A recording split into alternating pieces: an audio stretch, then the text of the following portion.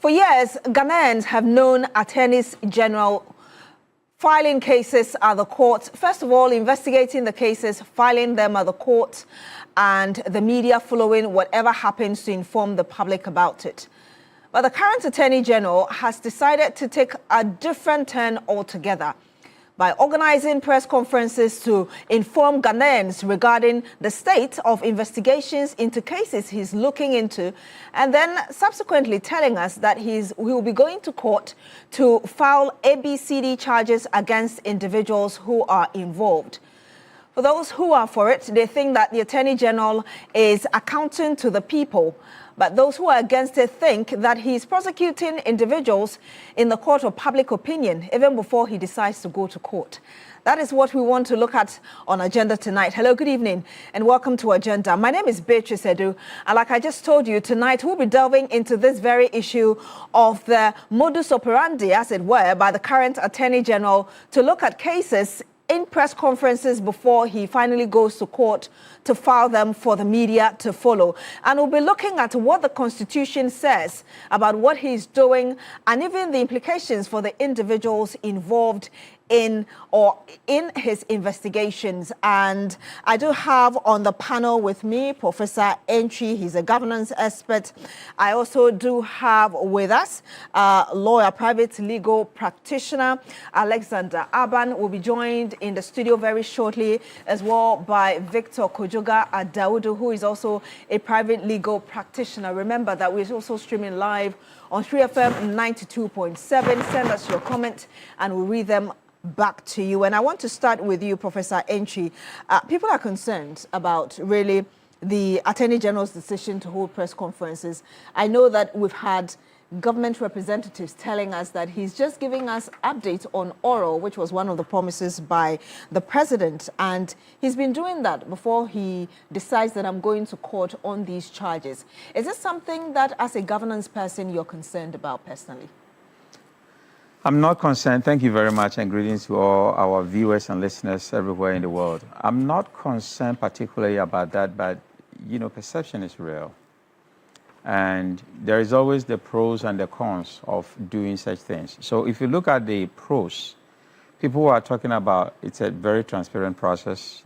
They are saying that, well, it keeps the public informed about what is going on at each step.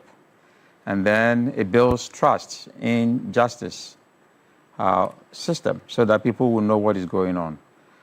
The con, which is against that argument, is that it might compromise some legal processes. And then it could also fuel political partisanship in the way it is told. And then it also seeks to sway public sentiment in favor of the government narrative. So we look at the pros and the cons and see what is happening. So quickly, we look at some best practices. I believe that, and I'm talking from the perspective of leadership, that nature is its own witness. And there's a reason why we are surrounded by the sea, the land, and then the clouds, which is the heavens, because they bear witness to everything that we do. And if we talk about legal issues, it's all about, you know, evidences. So if we don't have evidence, then we cannot prosecute people. And that is why easy cases that even a law student, Law 101 student can say that these are low-hanging fruits. Somebody has been caught with payroll fraud with 9,999 ghost names. Another person caught with 7 million scandal of cybersecurity. Even somebody who has never been to school will say that, let's prosecute that person, take the money and send the person to jail. Easily. But the law doesn't go through that process. So if you come public to social media and explain that, okay, we've got a person, this is what we're doing, the ordinary person on the street will say that, well, you have the evidence now, so prosecute that person and send the person to jail. But the legal process doesn't work that way. So you confuse the person on the street because you've told them already what the person has done. But now you are going to court to go through the process, and it frustrates everybody. And that is why you have to tread on caution when you are going to social media to talk about some of these issues. Let me find out from you, Lawyer Aban, what your view is on this. I seem to get the understanding from Professor Opoku Antwi that you don't necessarily have a problem with it, except that you're confusing the process. Is that what you're saying? The ordinary man on the street. Exactly. Because you're telling them to follow up the process you're doing. But now you're going to court, and court doesn't care about public opinion. go through evidences and the processes. So the person you've told already is waiting for another person to be prosecuted. In the end, if it doesn't go that way, that person will be disappointed. And we'll go into that as well. Let me get your preliminary thoughts, really, on what the AG is doing. Thank you very much. Good evening to our cherished viewers, and good evening. This is the first time I'm coming on this show. I think that if you look at the kind of governance system that we have, it emanates from the people, and it is meant for the people. So we have to draw the line between what is purely legal and what is for political propaganda.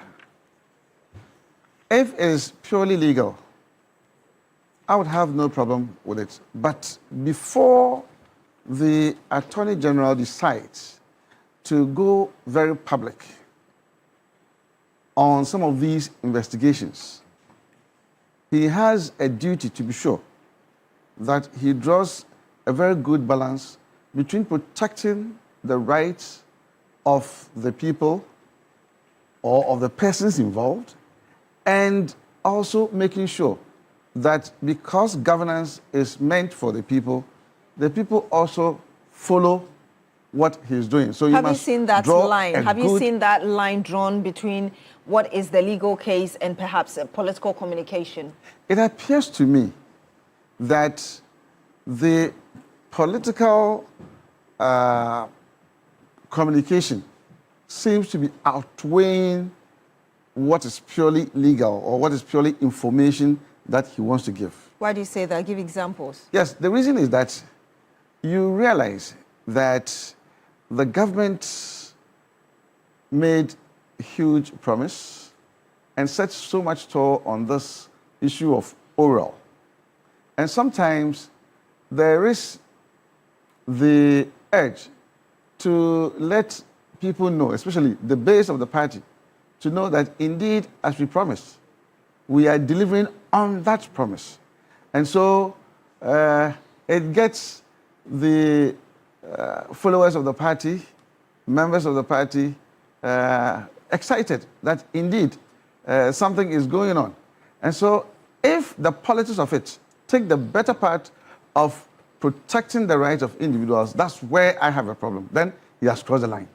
But if it is purely meant for information and it is guided not for political reasons, but for the fact that people should follow what is going on, I don't think I have a problem at all. Okay, because in all established democracies, they do it, right? If there is something that has happened, obviously, they would follow up, a person would get caught, and the Attorney General would definitely do a press conference that, oh, this murder that happened XYZ here, right?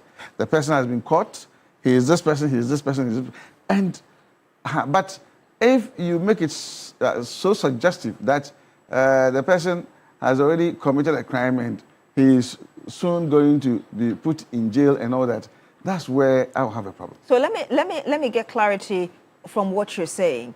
First, you are making that quote-unquote objective argument that if indeed is to inform the public, you don't have a problem. But so far, from what you've seen, it appears to you that it's more political than he trying to inform the public. So as we speak right now, you have a problem.